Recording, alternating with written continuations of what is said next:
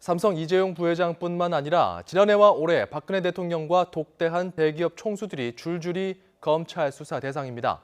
정경유착이란 단어가 떠오르는 대목인데요. 오래전부터 정경유착 문제는 우리 사회의 고질적인 병폐였습니다. 이대건 기자가 정리했습니다. 한국 사회의 정경유착의 뿌리는 아주 깊이 박혀 있습니다. 그 시작은 1961년 박정희 정권 당시 만들어진 정경련이라고 할 수 있습니다. 재벌 기업들은 정경련을 부정축제의 처벌을 피하는 대신 정부 정책에 적극적으로 협조하기 위한 통로로 삼아왔습니다. 1988년에는 전두환 정권이 1회 재단을 통해 기업의 돈을 모금한 사실이 드러납니다.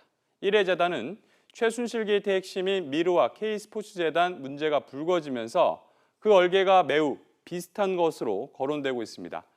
1995년에는 노태우 전 대통령의 대선 비자금을 제공한 재벌 총수들이 줄줄이 재판에 넘겨져 유죄를 받습니다.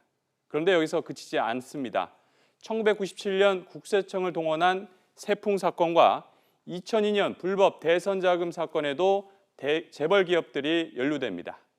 2011년에는 정경련이 반대기업 입법 움직임을 저지하기 위해 로비 대상 정치인들을 회원사에 할당하는 문건이 폭로되기도 했습니다.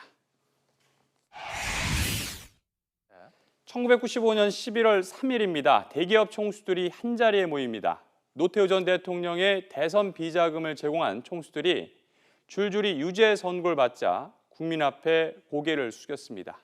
이때 음성적 정치 자금은 내지 않겠다고 선언합니다. 이후에도 여러 차례 사과와 선언이 반복됩니다. 2013년 박근혜 정부가 출범하자마자 정경련은 기업 경영 헌장을 발표합니다. 이를 통해 윤리 경영, 준법 경영을 강조합니다.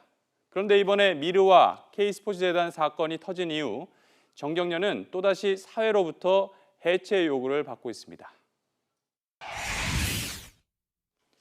1988년 50 청문회가 열렸습니다. 여기서 미르재단, K스포츠재단과 비슷한 얼개를 갖고 있다고 지적됐던 전두환 정권의 1회 재단 문제가 집중적으로 제기됩니다.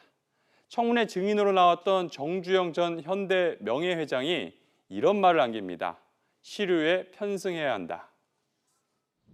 시류에 순응한다는 것이 단지 돈 문제에 국한된 것이라면 진작부터 6.29 선언이 있기 이전부터 왜 증인은 바른 말씀을 하시지 않았는가 하는 점에 관해서 질문을 하고 있습니다. 그래서 그건 대단히 송구스럽지만 기자들한테 발표한 거예요. 우리는 좋습니다. 그런 용기를 가지고 있지 못한 것을 죄송하게 생각합니다.